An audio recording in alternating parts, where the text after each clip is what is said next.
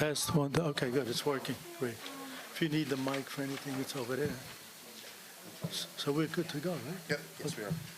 Where's Debbie? Yeah, we can start. We can salute. Yeah, okay. Yeah. Good evening, everybody. Welcome to Community Board 2. Please stand and salute the flag. Thank you. I pledge allegiance to the flag of the United States of America and to the republic for which it stands, one nation, under God, indivisible, with liberty and justice for all. Thank you. Yeah, no. Roseanne, turn that on. You got to do the attendance roll call? Yeah, but attendance. Okay.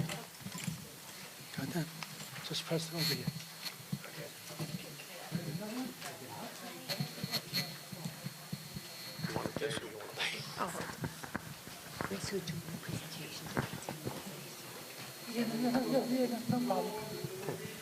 Roseanne, attendance roll call, please. Okay, Sean Abraham, Here.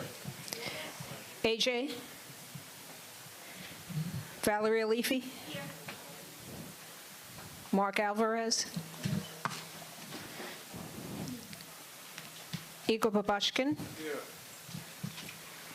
Tom Backus, Here. Roseanne Clift, I'm here, That's what you think. Dr. Cognata, No. no, Ben D'Amato, Yeah.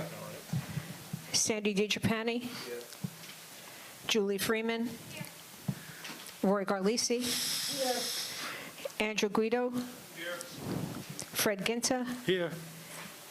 Jordan Havizi, Dr. Khalid, Michael Lanza, Gerd Kang, Diane McNamara, Mendy Moroznik. You just walked in. Just in time. Yeah, now. Perfect timing. Dr. Perel, Florida Quillo, I'm here. Luchum Ku, Jerry Ruggiero, Present. Dr. Seminara,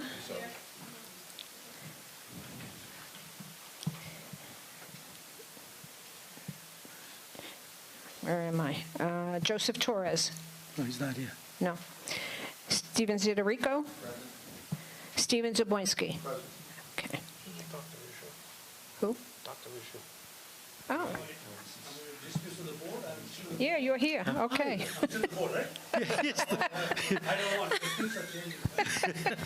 No, you're good. You're good for now. For now. You'll get paid this month. Okay.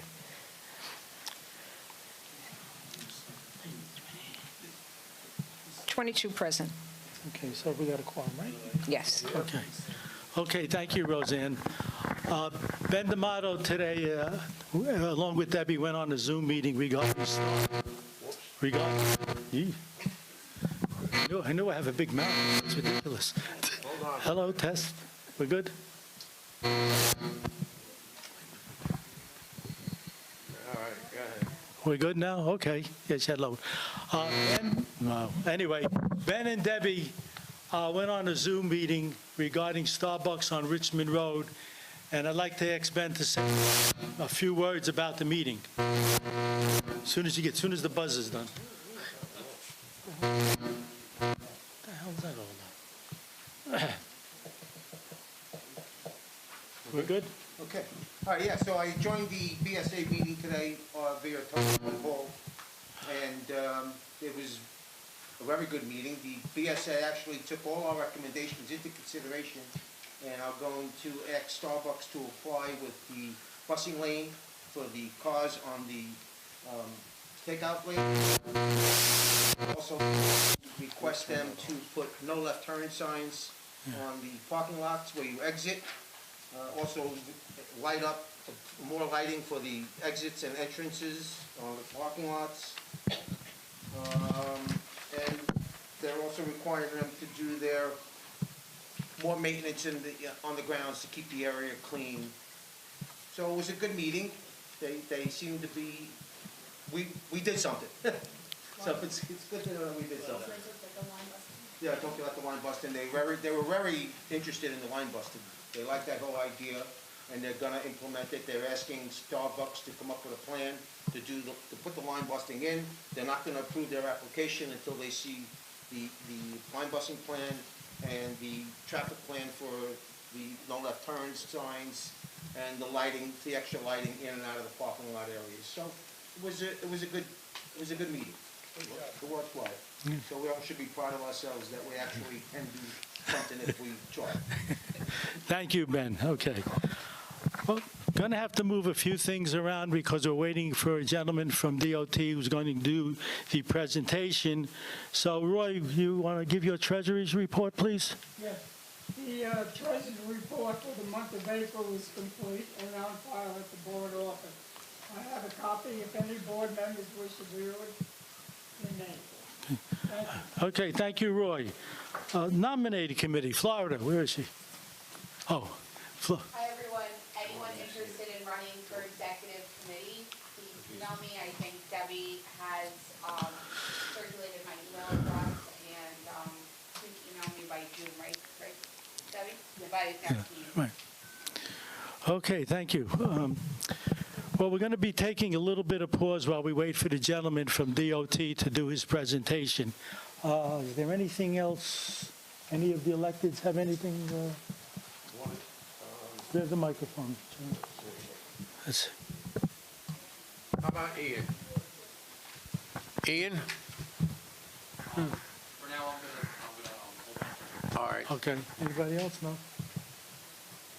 Ryan Crimmins? Let's go over there. Debbie, turn on this microphone. The button is. Don't worry, I'm loud. Okay. Good evening, everyone. My name is Ryan Crimmins, representing District Attorney McMahon tonight. Notice a change of location, so thank you so much for being here tonight and finding the space.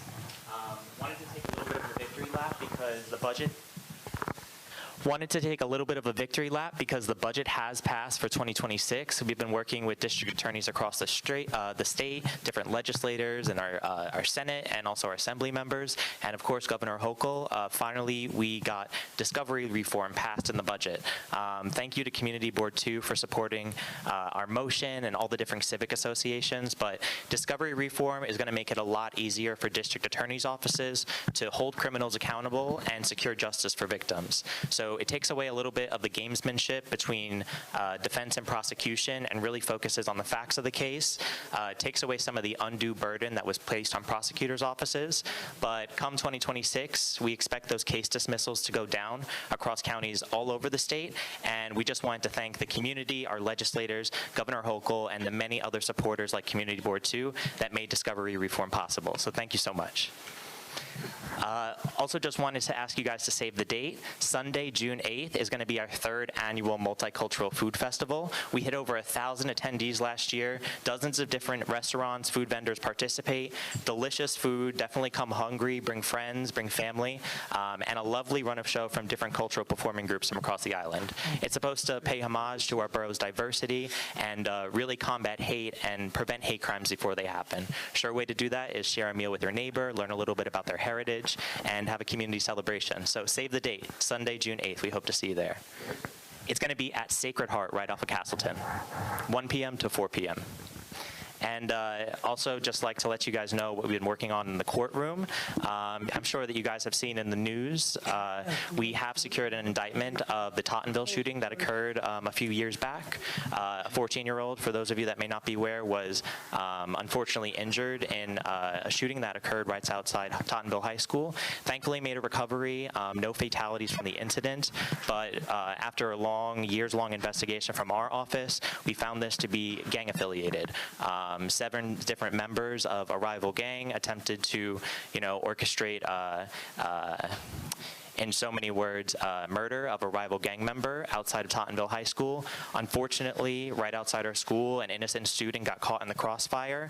This investigation has been 2+ years in the making, but we are now, making the arrest, serving the indictments, and we hope to keep you posted because, now, of course, a shooting anywhere on Staten Island is unacceptable, but a shooting right outside our schools with young children, we don't tolerate that type of gun violence on the island. So we're very, very happy to have identified all the individuals, and we'll keep you all updated as we continue with that investigation. I'll be here afterwards with ADA Gianna in the back. Any public safety concerns, any questions for our office, please stop by. Thank you. Can I ask you a question now? In Silver Lake, the incident with the assault there, what part of the park exactly, opposite what number on Victory Boulevard, as you had referenced, did that happen? On which side of the reservoir and in relationship to Victory Boulevard? So I can only be very limited in what I can share because it is an active investigation. But to my knowledge, it did occur on more of the Victory Boulevard side. Yeah, I understand, but that's never come out, and there's, been actions taken before, I'm curious. Yeah, unfortunately, it's an active investigation, so I'm very limited in what I can and can't share with the public. Good job. Okay, thank you so much. Thank you. Thanks, Ryan. Debbie, Miranda? who's Miranda? Okay.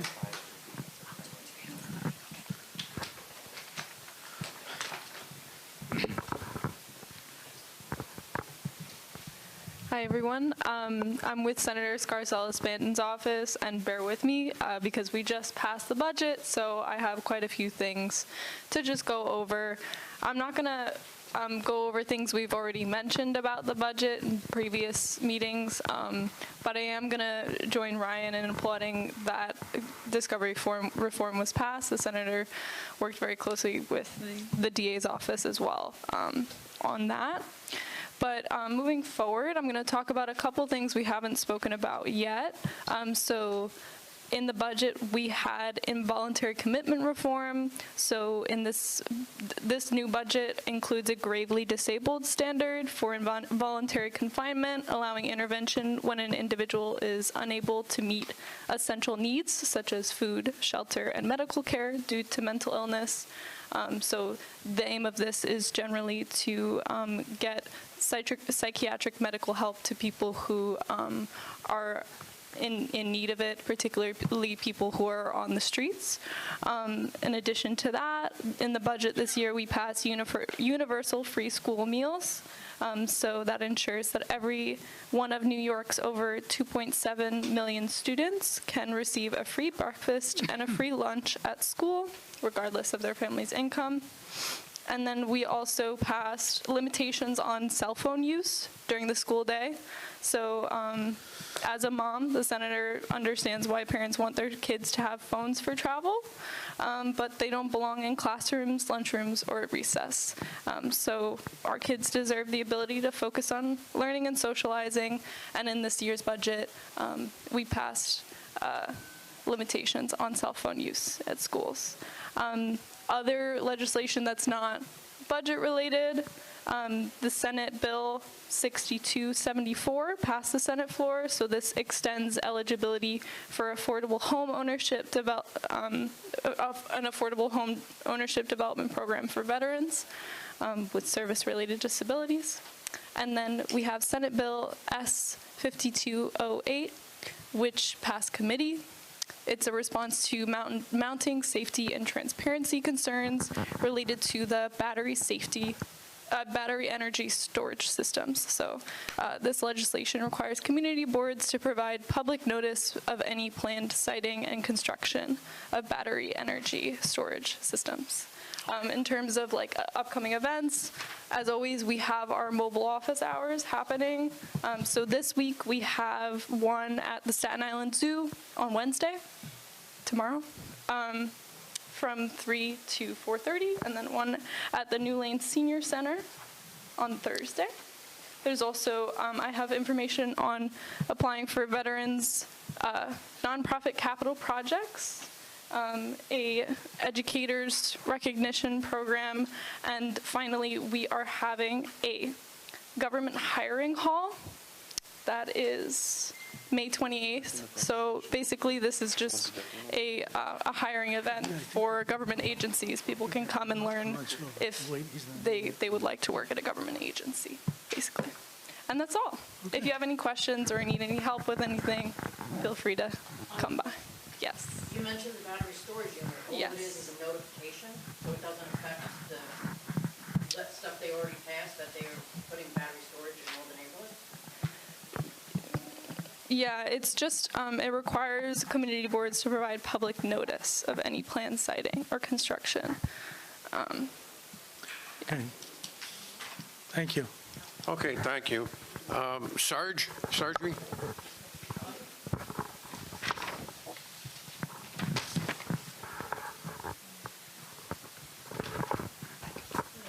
Good evening, everyone. Sergey from New York City Comptroller's Office. Just to continue to remind again that we used to bring a lot of reports and printed materials to the meetings. Now we try to be a little bit more modern, and we refer everyone to our website. And I mentioned a couple times already previously, we started to develop what they call the dashboards. We have climate dashboard, we have a dashboard which reflects how different city agencies perform, and so on and so forth. The latest one, which we, and I think it will be interesting, just started April 30th, is a dashboard which shows how city pays claims against the city. I don't know if anyone is interested, but just a few words about that. So in fiscal 2024, there were 13,397 claims filed against the city, 13,000, almost 400 claims. And city paid out close to $2 billion, specifically $9.94 billion on these claims. And that was the largest payout because the previous fiscal was $1.5 billion. The highest number of claims, close to 9,001 against NYPD, the Department of Education, Department of Corrections, so on and so forth. But not only the financial part, which I want you to kind of put in perspective, almost 14,000 claims. Each claim requires analysis, requires adjusters to look at. Sometimes if it's property damage or damage from flooding, whatnot, engineering reports. Then lawyers need to review this claim. So it's a very intensive process. So sometimes people call us because we're like a front line. Why it takes that long? That's why it takes long. A number of claims and number of hours people need to put in. And frankly, we have a limited staff which works on these issues. So what Comptroller proposes actually, right now all this money comes from one general fund. So city has one large general fund, pays out all these settled claims which were confirmed. Now a Comptroller proposed to split it into which every agency which would have their own fund, review their own claims, and that makes maybe life for our office easier. But it's all up to discussion. If you have any questions, I'll be in the back. Thank you. Thank you. Thank you. Jennifer Miller?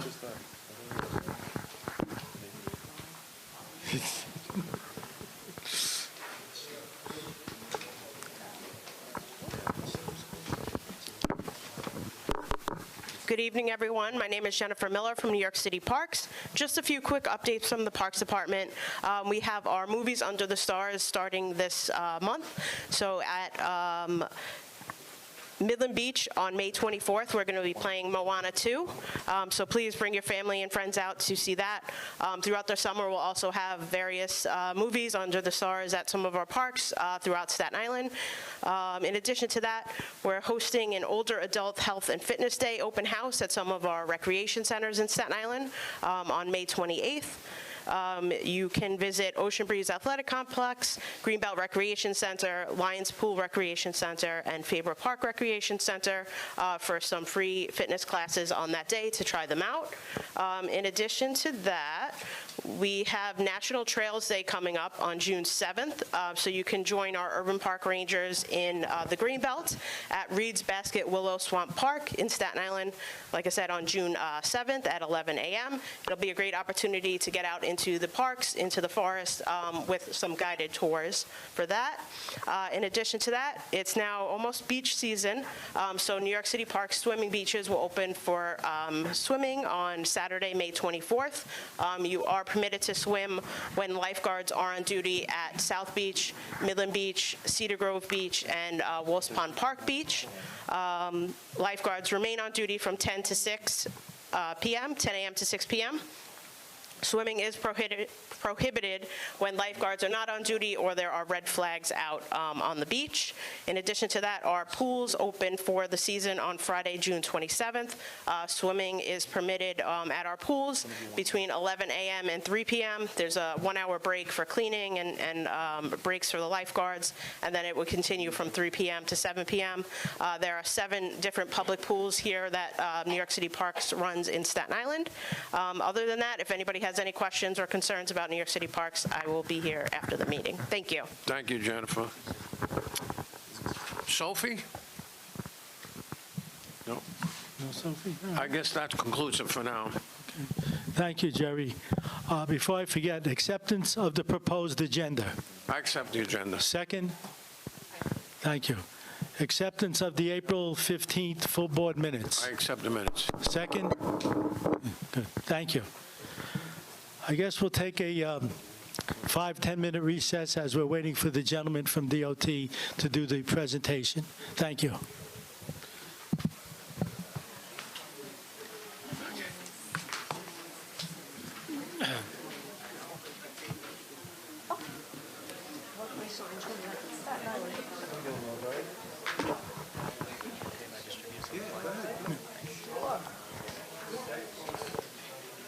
Hello? What's up? Yeah, get some. Debbie, what if he doesn't show up? Just for the heck of it. No, I mean, really. You know what I'm saying? It's such a fucking small little area. It's such a small little spot. So you're saying we shouldn't keep it? We should have it? Once it starts, where does it end? I mean, we're going to start with this. That's the whole thing. You set the precedent on Seaboard Avenue already. Yeah. You know, Okay, here we are. Really? She loves speed. What? Oh, You know, all these speed restrictions. So this is up her alley. Once we start with this, where does it end? I mean, how many bikes are we really using? They don't wear it. That's the problem. Yeah. It's a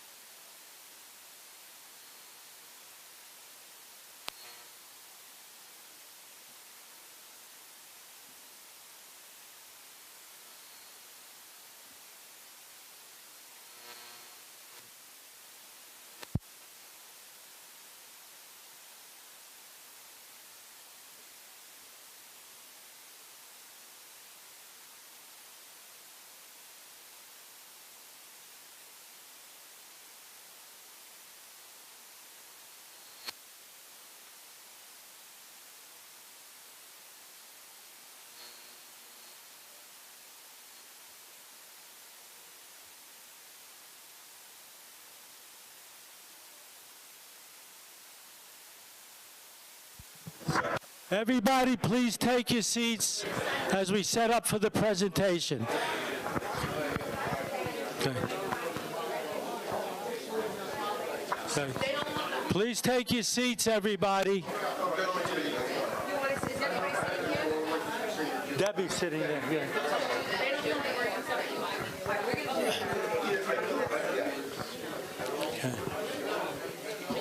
Okay. It worked out good. All right, thank you. Thank you, everybody. I appreciate your patience. Can you guys hear me? Because there's a lot of noise. Can we all get seated so we can get this highway presentation underway? Everybody take your seats. Come on, let's go. We're here. I apologize for the delay. Our director here, Chris Brunson, was stuck in traffic. Who controls the traffic around here anyway? But in any event, I'm happy that we're here. I know we have to be out by 8:30. So what I do want to mention is we're giving out copies of the presentation. We went to the Transportation Committee meeting, and I know Joe was not here tonight, but we listened strictly to Joe, and we heard Joe's comments and Joe's concerns, and we went back and we have a new presentation, which I think is everyone's going to be very happy with. Just keep in mind that, again, as by way of background, there was someone killed on Lincoln Avenue and Father Capodanno a year ago. He was crossing an uncontrolled intersection. The person was driving, either they were distracted, they weren't paying attention. Nonetheless, he was not in a protected crosswalk. He was just crossing the street. So we went out there, as we do whenever there's a fatality. We looked to see, was it preventable? Was it unpreventable? Meaning, was the driver under the influence, and no matter what we would have done, it would have still happened. So there's very factors that we look at. In this particular situation, we went out and looked at it and said, you know what? There is no crosswalk for people to cross over here. And I'm not a fan of crosswalks without a stop control or a stop sign, because people may think that because they're crossing in the crosswalk, that cars are going to stop. They don't. So in this particular location, we put an all-way stop sign. It's been much safer. And as an extension to that, we're looking at the existing area that ends at Father Capodanno by Miller Field, the circle, correct. And this is a very, it's an area where there's a lot of riding, there's a lot of activity. There's the beach across the street. There are people that want to connect to the bike lane in Miller Field that goes along Cedar Grove. So with that being said, without further ado, I know we're kind of pressed for time, so I'm going to turn it over to Chris Brunson, who's going to go through the revised presentation. Here you go, Chris. Sorry. Thank you for that introduction. Thanks for having us. Sorry I'm late. My name is Chris Brunson. I'm the Director of Safety Projects and Programs at NYC DOT. And we'll start the presentation. Can we, yeah.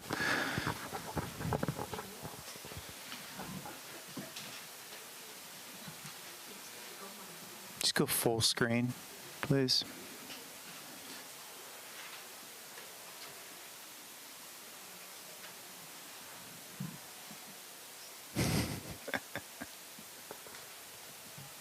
There we go. So, do I have, I don't have any control. Is somebody going to Can you, sorry, yeah. Sorry, go ahead. So we're looking at only a quarter-mile portion of Father Capodanno here. It's from Midland Ave to Miller Field, the circle, or the cul-de-sac at the end of Father Cap.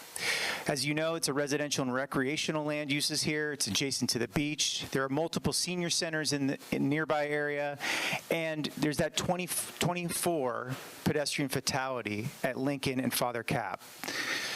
We've had past safety improvements at Midland and Lincoln Aves. Currently, there are 2 travel lanes and 1 parking lane in each direction. South of Midland Ave, there are pretty low volumes overall. The majority of the southbound left turns are at Midland and Lincoln Ave. The goal here is to build on the safety improvements that we had in 2023 and 2024 as a response to that fatality. So the crash history here for this 0.25 mile stretch is 4 total crashes with the injuries in the last 5 years, and including that one pedestrian fatality. The crash trends of all these crashes that we've seen on this portion of the corridor are really crashes that involve rear ends or side swipes that are indicative of speeding and aggressive driving.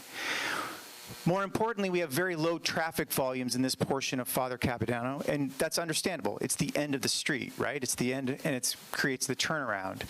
So at Midland, we have 511 vehicles at the peak volumes. Those are our peak hourly volumes. At Lincoln Ave, it's down to 132, and then around the turnaround, it's 377. So those are vehicles coming out of Greeley going back north. All told, these are very low for a 2-lane roadway. In general, we look at one travel lane holding up to 700 vehicles per hour typically. Maximum here we have 511. When we have too many lanes for the amount of traffic that we have, that's when we see more aggressive driving. That's when we see high speeds because you have a nice open roadway to use the lanes. And what we want to have here is we want to have a safer street for the residents and the visitors to the beach. And so we think that we could do that with a lane reduction. So the 2024 fatality, as Roseanne had already mentioned, this was crossing Father Cap at Lincoln, where there was no marked crossing or stop sign. That was a problem. People want to get to the beach, they want to get back to the neighborhood, vice versa. And so in response to that, we created that, we added that stop sign, added those crossings. Previous improvements that we've had in the area, Midland and Father Capodanno, we added painted median tip extension to provide a refuge for crossing pedestrians and to slow vehicles turning at that intersection. And in addition, in 2023, we installed a painted curb extension at Father Cap and Lincoln to shorten the crossing distances and slow turning vehicles onto Lincoln Ave. And we already talked about the always stop at the last bullet there. So there are 3 main issues here that we think we can improve on with our design. So first, we have wide roadways. As I mentioned before, we have multiple lanes. We have the parking lane and then 2 travel lanes. So it's 30+ feet on each side of essentially 2 road beds in between the median. This increases, because of the low volumes, this increases higher speeds in this portion of the corridor. Next, we have long crossing distances. With the 2 30-foot road beds plus the 15-foot median, we have a 75+ foot crossing from one curb to another. This is a long distance for people to cross in one stretch, and with that, you have more exposure as a pedestrian to turning vehicles. And finally, we have confusing bicycle facilities. The median side has a shared lane on the southbound side that's unusual and uncomfortable for both drivers and cyclists. You can see that cyclist there is in the far left lane next to the median going southbound. This is a shared lane, or what we call a sharrow. You can barely see it that's on that circle of the picture. It's a very unusual condition. The lane ends abruptly with no connection south to Miller Field, and it's mismatched with a traditional northbound bike lane on the northbound side of Father Capodanno. Yeah. So as Roseanne mentioned before, we updated the proposal since our last presentation. Last presentation, we were presenting a curbside bike lane in both directions, or what we call a parking protected bike lane. We took that feedback back to our engineers and we discussed it, and we think that we can have the same safety benefits without the complications at the curb by adding the protected bike lane on the median side. So as you can see in the top cross section there, that's the existing condition. We're looking southbound on this slide. So you can see there's 11-foot travel lane with that shared marking going southbound. You have the 20-foot combined travel and parking lane. In the proposed condition, we have from the median, working right, looking at the southbound, we have the 8-foot bike lane, 4-foot buffer, 10-foot travel lane, and 9-foot parking lane. So here's the full suite of the improvements on the corridor. This is the bird's eye view of the corridor. It's hard to see, it's quite small, but you should have a printed copy there. I'll just walk you through all the improvements. So removing the extra travel lane to shorten crossing distances and ensure safer vehicle speeds. Second, add protected bike lane along the median to shorten the pedestrian crossing of vehicle lanes, organize the roadway, provide safer cycling connections, and address the community concerns we heard last time. Next, we'll add and extend median tips at Lincoln and Midland to encourage slower, safer turns and pedestrian vehicle slower, safer turns, and to reduce pedestrian vehicle interactions and give pedestrians a safe place to rest mid-crossing. These designs will have no impact to the on-street parking and maintains the curbside parking and existing regulations. Next slide. So protected bike lanes are one of the main tools that we have in our toolbox to improve safety for all road users. And most importantly, these are most impactful for our most vulnerable road users. In our 2022 pedestrian safety and older New Yorkers study, we found that senior pedestrians had the greatest benefit from these designs, with a 22% injury reduction and a 39% reduction in killed or severely injured crashes. So these are a very important tool, not only for safety, but for those bike connections to and from the park, as we're proposing in this design. With all of our fall of 2025, we have repaving scheduled for this portion of the corridor. The new markings will be added after that. When we have a project, we always submit what we call What's Happening Here flyer, which can be distributed, so everyone will have more than enough warning about the project and as it's happening. If you have questions, all the information to contact the borough office will be included on this flyer. So finally, these proposed safety improvements calm traffic and enhance safety. They improve safety through removal of a travel lane to promote safer speeds. They add and enhance median tips to provide refuge for pedestrians. They shorten crossing distances and promote safer turns and pedestrian vehicle interactions. And finally, they improve and enhance existing bike infrastructure to provide safe bike connections and improve safety for all users. So with that, we'll take your questions. Thank you.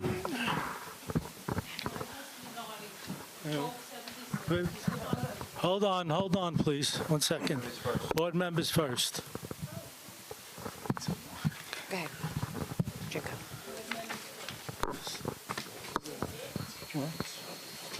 Yeah, what are you going to do? If they're board members. So then the rest of Father Cap will continue as is in terms of traffic? Yes, correct. Yeah, that's correct. There won't be any impact on the rest. On the west side, by where all the handball courts are and basketball courts, On the beach side? on the beach side? Yeah. Is that still going to maintain as no parking? I believe, I'm not sure if there's There's no parking. parking There's no over there parking. now, yeah. We're not touching, are we putting parking there? No. We don't have any plans to change the parking regs currently, yeah. But on the sign, you have a parking lane, don't you? Well, we call it an edge of travel lane or a parking lane. It really depends on what the regulation on the curb is at that time, right? There's parking permitted on the south side. No. Yeah, the signs are Wait. removed. Wait. There's no Beach side, there's no parking.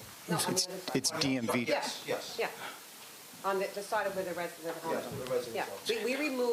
we removed the parking regulations, I'm sorry, thanks, Chris. We removed the parking regulations following the fatality because when there's cars there, it sort of narrows the road. People are forced to drive slower, so it's called a road diet. So that was the reason why we put the parking back on that side of the street. Any other board members? Okay, yeah, Igor, please. Question, the bike line just from the middle, starting from Yeah, the middle to the... that's correct. Yeah. Yep. What about that? How's the bike, where does the bike come here? From Midland. It connects to Midland. Midland goes east-west. Yeah, they have a bike lane. They have a bike lane. They have a conventional bike lane, not a protected, not a green bike lane. Shared. It's a regular. It's a regular, what we call conventional, right next to the travel lane. And that's why we're going from Midland to the end, because we see a real drop-off in the traffic there. The 2 lanes are unnecessary. We think it's a good connection for the bikes to and from the park. From the gorilla right now, when I'm going to the Father Kupadana, we have to make a right and make a U-turn. Yep. This is very unusual. And Yep. why you not make the connection from the gorilla directly to the Father Kupadana and make a left? This will be more easy for the traffic. And I don't know what is the project? You mentioned what the 75 feet line for the crosswalk for the pedestrian, but it's still the same. We're removing an extra travel lane, though. That's that's the difference. And so the exposure of the pedestrians crossing the street is it's reduced, right? Whereas it was at least 20 feet with the 2 lanes, now it's only 10 feet. No, it's all the same, because they can stay in the bike line and they stay in the middle. The middle is the same, and everything is the same. The line is 75 feet is the same, nothing changes. But there's less exposure for the pedestrian because we're taking away a moving lane. That's the issue. The bike sometimes is more emergency for the pedestrian than when the car. Because my wife, half a year ago, just have a surgery and lie down directly from the bike. I know what the bike is a very emergency. And right now, you organize the bike line with a high speed for the bike, and for the pedestrian, it's Well, right now, more dangerous. right now, the bicyclists are going to have their own travel lane. Before, they were going all over the place. Right now, they have their own protected travel lane, so that's where they're going to stay. That's where they're going to go. For the middle, the bike going to the left side or in the right side? So see in the top one there, the existing condition, we're looking down, we're looking south on the right side, right? And you see the shared lane. Bikes or today even, are required, according to these markings, to come off of Midland, take the right, and then get into the fastest lane, right? Because you have 2 lanes. So that's... Right now, when the bike going by the south, to the south, Yeah. bound, by the middle, by the Father Kupadana. Right. Before the middle, they're going in the left side or in the right side? Currently, they're supposed to get in the left side because it's really the only connection. Is the line right now there? Or You can see the bike sign up there? Because after Midland. What about that before the Midland? No, there's no bike symbol on Father Capitan. Going to the left side. I think in the Midland, They'll cross over and then they'll get. They're coming. it will be dangerous for everybody. Somehow they have to get to the bike lane. So they're going to come up Midland and they're going to. Bike lane in the middle. Okay. They'll cross the street. You want more bike lanes, we'll put them in. What did you ask for? It's not complicated. They'll cross the street. No, they'll hold get in the on. bike lane, they'll go yeah. south. Diane, I'm sorry. Oh, okay, let Diane go first. All right. Sorry. I think they asked for Diane. Yeah. But go ahead. Yeah, it's okay. My question is, I thought that this was supposed to start from Lincoln to the park. This is starting at Midland. So when you Right. come along Father Capitano, there are 2 lanes of travel in one direction. How does that lane going to merge into 1 lane in front of the homeless shelter? Go back to the. Because there is still a good amount of traffic between those 2 blocks. Go to the bird's eye view. The bird's eye view. We merged down to 1 lane at Midland. So how do you do that is what I'm asking. So, because the previous block is 2 lanes. Right, so we're merging to one. Can you go just, sorry, Slide 9. slide 9 maybe. Yeah, so we have channelization near the median, and then it merges down to 1 lane, and then the receiving is 1 lane. So what, on the one side of Midland, you have 2 lanes, and then when the light changes, and you're all going to just be in 1 lane? One of them is going to be, hold on. Who's this? We have a southbound right turn. Oh, yeah. The last slide. Go to the very last slide. Yes, that's a good point, because we can get the very last, no, keep going. We got some. That's the last one. That's the last one? Yeah, that's the last you gave us. Shoot. Okay. No, it doesn't matter. Okay, well, at Midland, there's going to be a right turn bay, So there will be actually 2 approach lanes. Your right turn bay, that lane, Already a right turn. yes, lane, that'll remain. Then there'll be 1 through southbound lane. Before that, there'll be some channelization. We can send that to you after the meeting, more closely. This is very typical of our design. We do this all over Staten Island. We do it in the other boroughs. So the engineers will come out and they will make a safe transition, a But safe in other words, channelization. the people coming home during rush hour at night is when this is the biggest problem, obviously.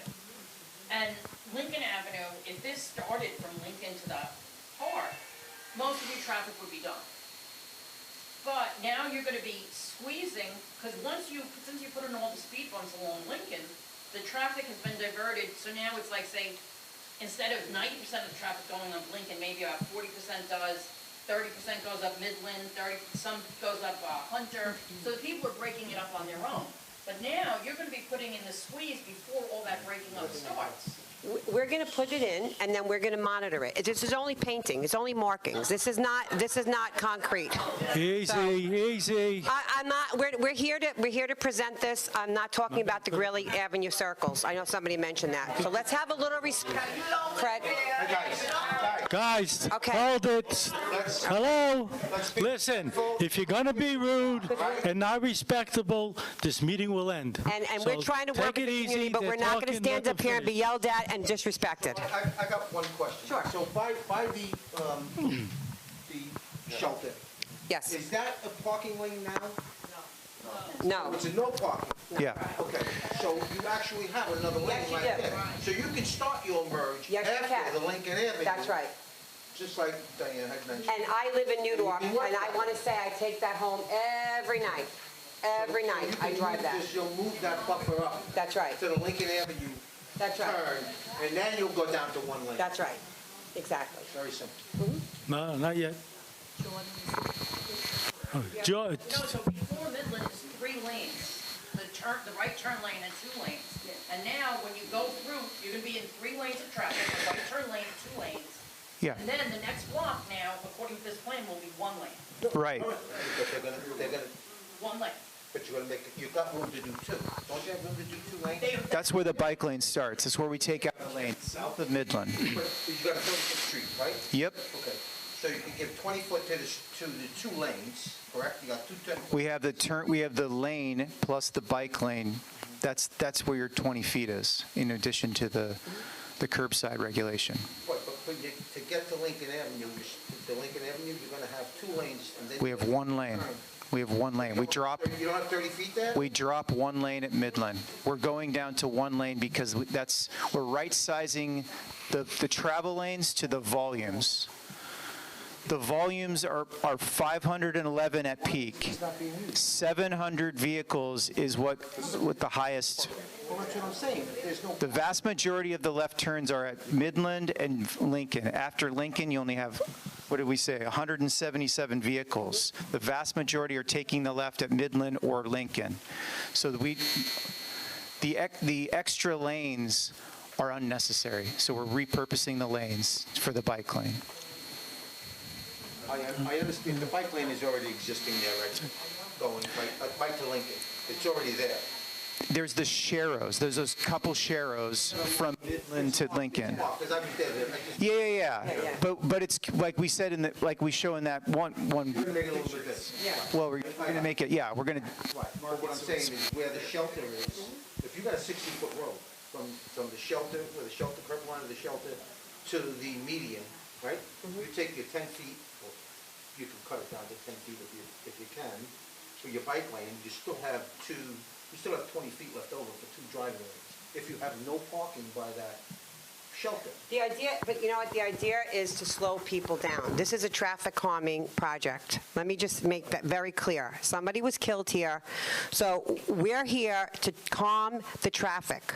I take this home every night at 6 o'clock in the height of the rush hour, and most people are making that right down Lincoln. There's no backup. So this is about calming traffic. Somebody was killed here, so that's why we're here doing this project. And we're presenting this tonight to let you know what we are doing. So this is the reason for it. We want to slow people down. So the less width that people have to drive, the slower they're forced to drive. I see, okay. Yeah. Now, Jordan, where are you? Oh, I'm Sure. sorry, go ahead. Jordan.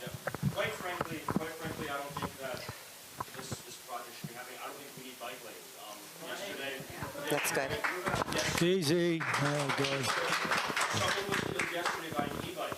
It was an e-bike, and the person, no, that's something totally different. You're talking about What's going on with e-bikes? Excuse me, don't cut me off, thank you. Okay? Tonight, like cutting everyone off. The community wants to, I'm cutting people off? Jordan, This is disrespectful, I don't, honestly. has there been a study done that shows how many bikes use this area?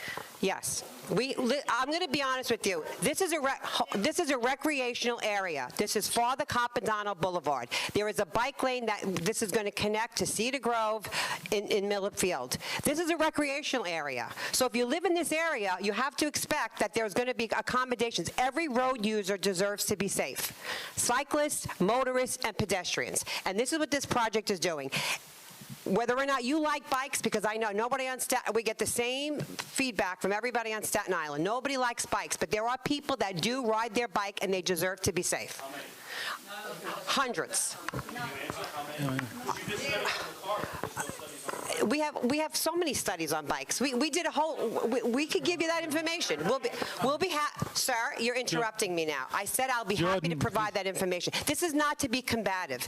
This is something we are. Listen, we're here because somebody was killed. So it is our responsibility as a city agency, a governmental, mayoral agency, to make this location safe. This is our plan. Because somebody was killed. So whether or not you happen to like bikes or you don't ride bikes or you ride bikes, this is what we're doing. It is a recreational area. We're not doing this in the middle of Victory Boulevard. This is Father Capodanno. You cannot tell me that people do not ride their bikes on Father Capodanno Boulevard. I see it all the time. Okay. Okay. Okay, well, that's your opinion. Next All right, question. Jordan. Steve. I saw that yesterday, outside of the crosswalk, just that outside of the crosswalk.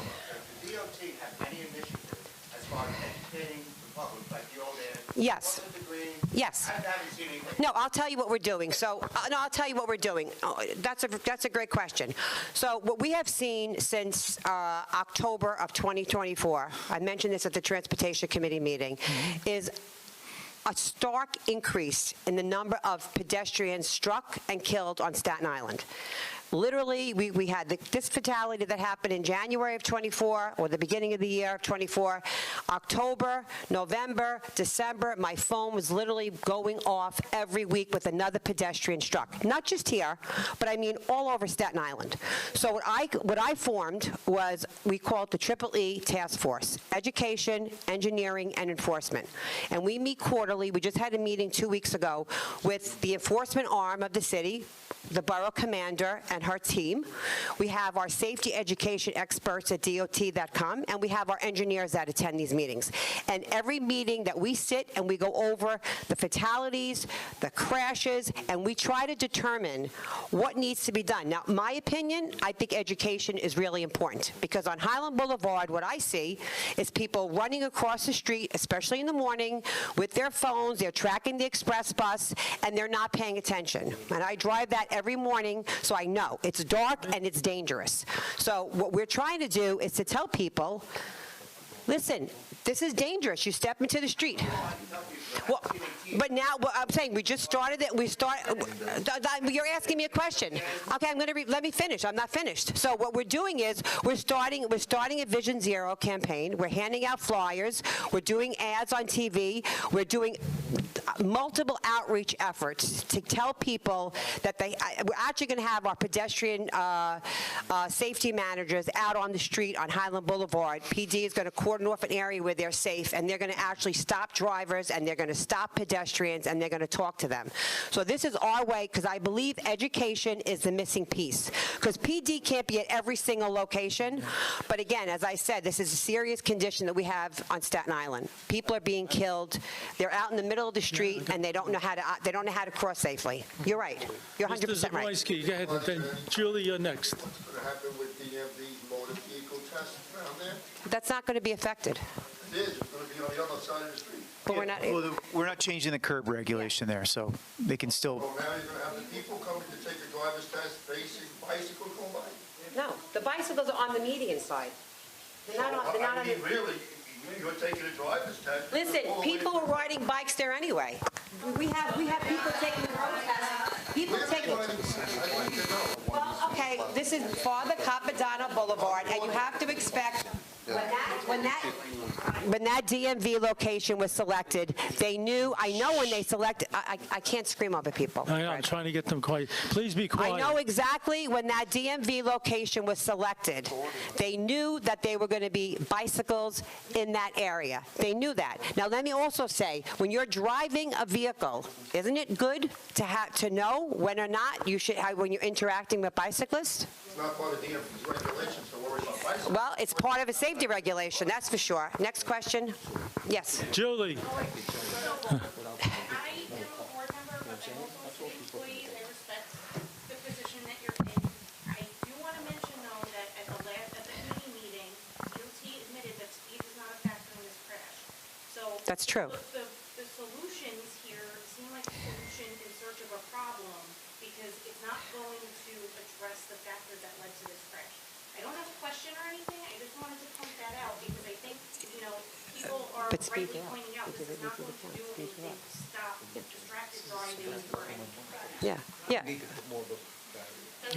And I'm going to tell you, at night, there is speeding there on that end, because there's nothing going on out there. It's the same thing on Highland Boulevard, so.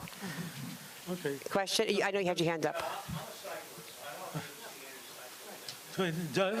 Roseanne. I'm sorry, you're going to be calling people? I'm sorry. No, that's all right. No, we're going to finish with the board members. Sean, I guess, Go ahead, I please. guess just one, and that's actually what I wanted to mention as well. I mean, it's all board members. It's not your turn yet. Still board members are still talking. So the issue. So the issue is that you guys rightly mentioned that there already is less number of cars traveling down that road. So, if we're trying to reduce the number of cars there or reduce speed, it's not really going to work. Even if we reduce to one travel lane, that car can still fly down that road, and that pedestrian can still get killed. If there's less space for a car to travel, they're not going to go as fast. But And if there's already- that's what's called traffic calming, and that's what's called a road diet. That's why you reduce, when you're driving down a wide street, you are flying down there, whether it's Father Capodanno or anywhere else. When you have that room, you're going to fly down that street. When you have to travel in a narrow width, with cars parked alongside of you, you're not going to be traveling at that great speed. And there is speeding here as well. Didn't lead to the crash, as you mentioned, did not lead to that fatality. But again, this is sort of our playbook when somebody gets killed. And again, we've changed the presentation around based upon the input. We're coming here tonight to present this to all of you. And most of this is done in markings and thermoplastic paint. So we always go out there, and you have my commitment tonight that we will continue to monitor this. And if there's anything that seems to be not working, we will go back to the drawing board. Now, I want to also say that we did a project about 3 years ago at the end of Highland Boulevard, beyond Page, and the community was up in arms. They hated it. We don't want bike lanes here. They personally attacked me. They posted my cell phone number on their Facebook page. They posted my son's cell phone number. They somehow got my address, threatened to come to my house. I was personally attacked.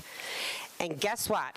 In 3 years, there has not been one complaint. They have their left turn bays, they have their bike lanes, and now I'm hearing from the same people that personally attacked me that they were wrong, that they love it now because cars are going, they're not speeding, and there was those 4 teenagers that were killed right outside, not within the project area, but there's something to be said that if they were going slower within that project area and they got to Richard Avenue, maybe they would have been seriously injured and maybe they wouldn't have been killed.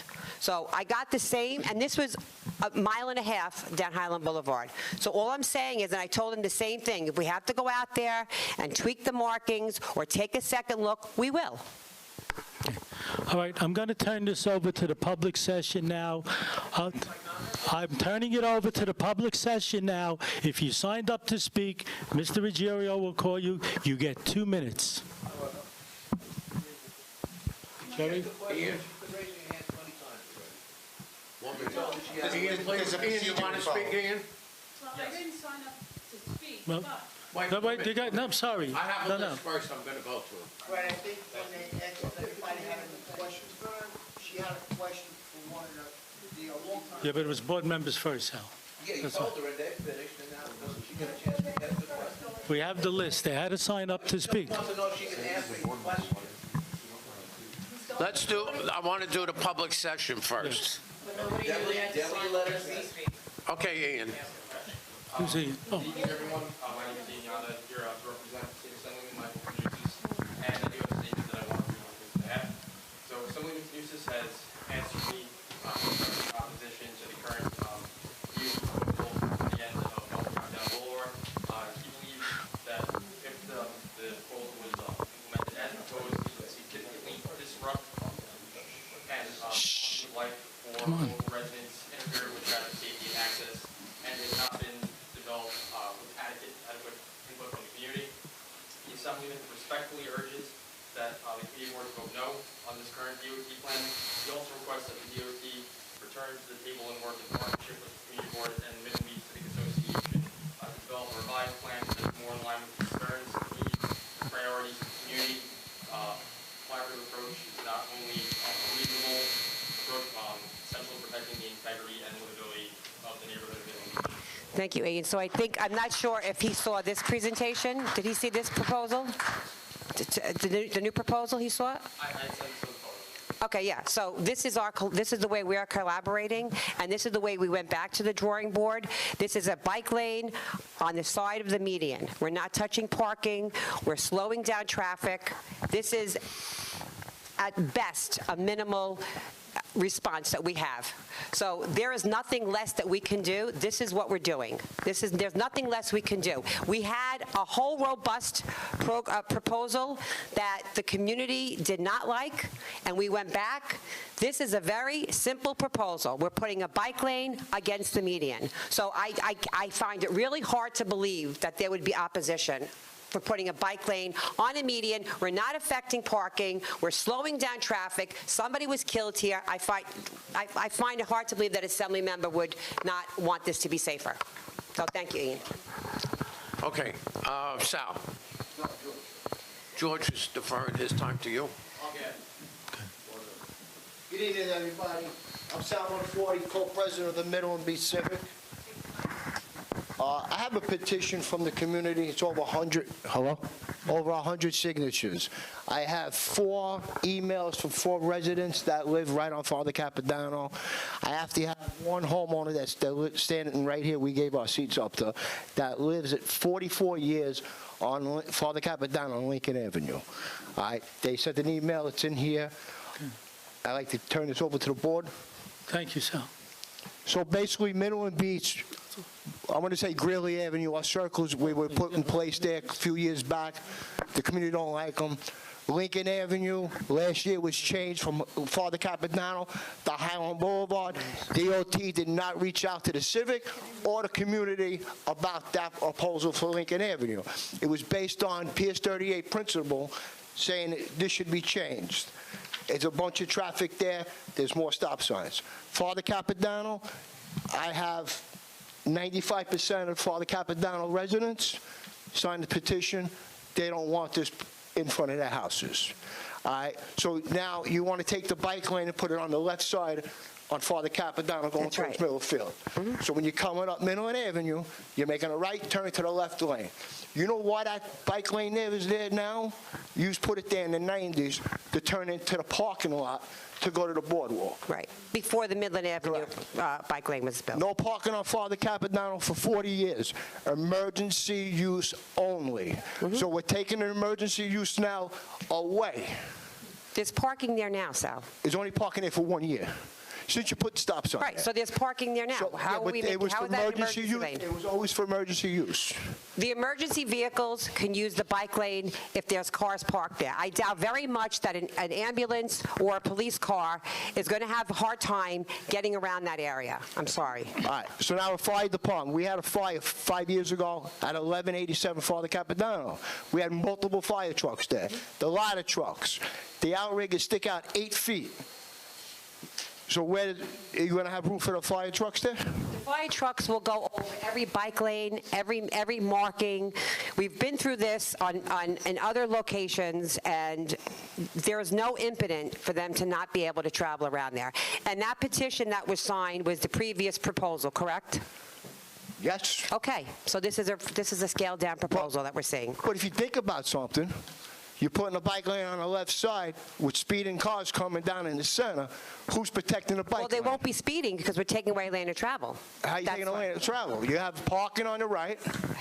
You're going to have center traveling, and then a bike lane. We'll do. The bike lane? Yeah, so the cars are going to be right next to the bikes on the left Right. side. It's on the median side. But you just said it on Midland Avenue when you came off, the left side was wrong. I don't know what you mean by that, Sal. What do you mean was wrong? The sharing lane on Father Capodanno in front of the shelter, making the left into the park. Right, when we have the current shared lane markings in the left lane are not as, doesn't provide as much delineation, right? It's not clear that bikes are there until, whoa, the markings are, there's only a couple sharrows right there between Midland and Lincoln, right? As you mentioned. So with the merge previous to Midland and then down to one lane, or the merge at Midland, then you have very delineated markings. And so it's very clear where you should drive and where a bike should be with the green paint, the channelization. There will also be plastic delineators in that buffer. But if you, as you notice, the bike lane plus the buffer is 12 feet. A bus lane's 11 feet. So 12 feet is wider than 11, and an emergency vehicle will have no problem traversing that space. 4 minutes is up. Thank you. Thank you. Tanner? So I live over at Avenue, and I ride there quite often. In fact, almost every day with my As soon as he's done. my bike. And Father Capodanno, I go straight up on the go right to the boardwalk. Yeah. Everybody rides their bike. Yeah. All four stadium projects. In fact, I've been to bike speedwalks on Jefferson Avenue. Yes. That's a huge thoroughfare, straight through, no stop signs, no speed bumps, and I'm very nervous for myself. Yeah, we could talk about that because we'll talk about that afterwards. We did a lot of studies on Jefferson. Fatalities too. So I just Yeah. say I'm sorry. there's 3 fatalities. I don't think we have record. Highland and Jefferson. Yep, Yeah, yep. that was not in the area that I think you're talking about. But we've actually done a lot of, we looked a lot on Jefferson, correct? yeah, we have. And we're still looking to see what we can do to try to calm the traffic there. I appreciate that. Yeah. And so my point of this is that I think speed reducers, such as speed bumps, Yeah. would be a lot more. So you know what the problem is? You know what the problem is on Jefferson? You know what the problem is on Jefferson? There's a lot of driveways. So we can't put a speed hump when it's close to a curb cut. But I will go out there and meet you out there one day. And I'll explain everything. So I'll have one of my engineers come out. Because we've been doing a lot of studies on Jefferson. We're trying to figure out the best solution to Jefferson. The speeding is not meeting the speeding criteria. That's the problem. Maybe like, Ibrahim has been calling me about this. Maybe from 5 to 6 p.m. they're speeding, but it has to be consistent speeding throughout the day. So it's not meeting that. But that doesn't mean I'm going to walk away from it. I'm going to look for something. Maybe we have to. That's a very wide road, Jefferson, and maybe we can try to do some channelization. I think I spoke to Chris about that. Try to narrow the road a little bit. So we're looking at that. We're not abandoning Jefferson. I promise you. Okay, 2 minutes are up. Thank you. Sean wants to make another. Yeah, I just want to add one thing, and I'm just going through this and listening to everyone's take on this. I mean, another question I had is, you guys mentioned in the deck, the presentation, you guys had improvements as recently as 2023 and 2024. So have you guys properly evaluated the effectiveness of those improvements before proposing this? We have. We've actually, the improvements that we made, I'll just say we had. Do we have enough time to look at it? Real quick, we have the always stop sign that we put in. We also did some improvements on Midland Avenue. I think we, on Lincoln, but also on Midland, we extended the median on Midland. We made it refuge. When we did, When we did, Yeah, when we did the Lincoln project, we also had that median extension at Father Capitanno and Midland. We don't have those stats with us tonight, but we can provide those to the board. And I just want to say one last thing. I think somebody mentioned, maybe it was Sal, somebody mentioned Greeley Avenue, making a cut so that people could walk past that median over there. Yeah. Right. So here's what I want to say. I think that's a great idea. Here's the problem. No, I agree. Here's the problem. On Midland, we have to, it's going to take a little time. That's why we're doing this, because this is markings. There is, if you go and look over there by the median, by Greeley Avenue, there's huge, tremendous DEP hardware. They're round, circular, right. So that's a whole issue. We have to work with DEP to see what's underneath there, and that's what we're going to do. No, what we would want to do is put the brake right there in that median, right there. That's where we would want to put it. No, for pedestrians. Goes in. Right, if we create a pedestrian walkway there, we have to have ADA compliant ramps, and so we have to build pedestrian ramps there. The DEP work right now is in the way of where we could build those ramps. So we're investigating it, but it's difficult. I'm going to take 3 more questions. That's going to be it. I would like to say. Wait, excuse me. I didn't call you. The gentleman with the black shirt.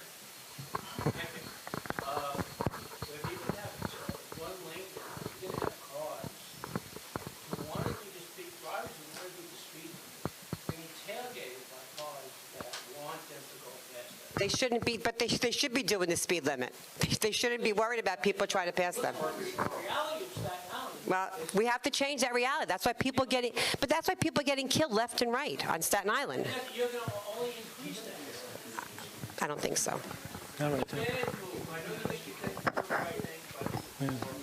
Okay. Gentleman in back, the white shirt. Not to be redundant, but this is a response to a pedestrian brutality on Lincoln on Capital. Correct. So you put in a 4-way stop sign, crosswalk. Correct. Was that successful? Yes. So why are we doing? Because we have to continue, it's not just that. We put that stop sign in about 2 weeks after that pedestrian was struck. That wasn't the end-all and be-all of this project. That was just something, it was a way to get people to cross safer.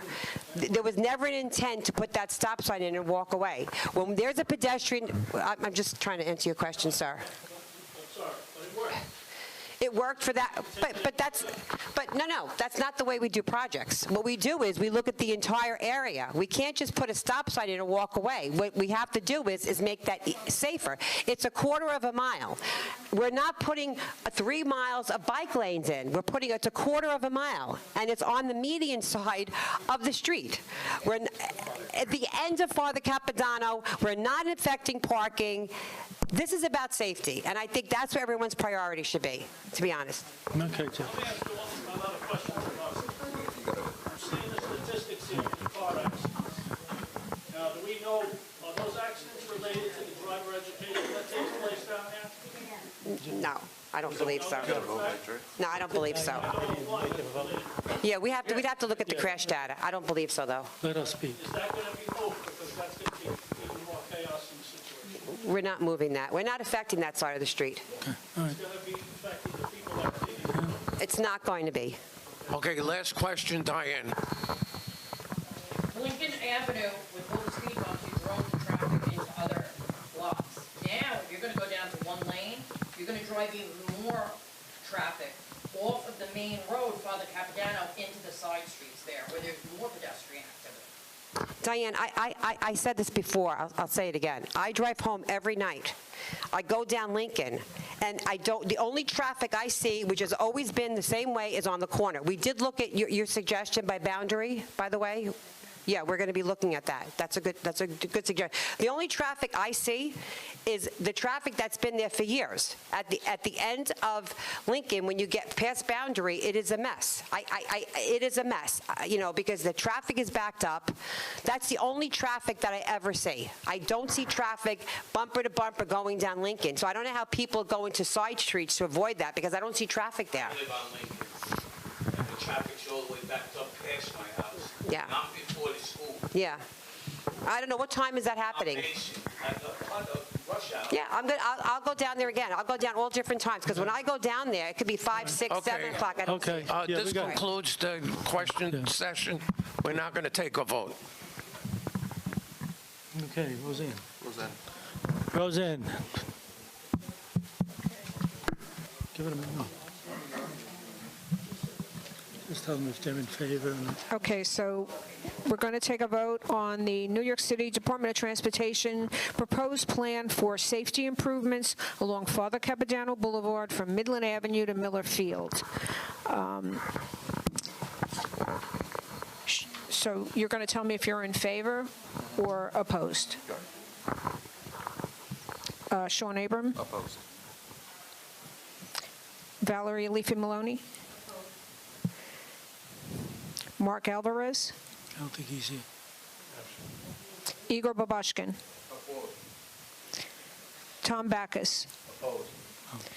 Roseanne Clift, opposed. Ben D'Amato? Opposed. Sandy DiGiapani? Julie Freeman? Roy Garlisi? I'm opposed. Andrew Guido? Fred Guido? Grinta? Ginta? Sorry. Gordon Habibi? No. Opposed. Okay. Dr. Khalid? Michael Lanza? Diane McNamara? Mendy Moroznik? Dr. Perel? No. Okay. Florida Quillo? Lutram Q? Dr. Raju? He stepped down. Okay. Jerry Ruggiero? Opposed. Dr. Seminara? Steven Zederico? Who's that? Steven Zaboinski? Opposed. Okay, so we have 1 in favor and 1, 2, 3, 4.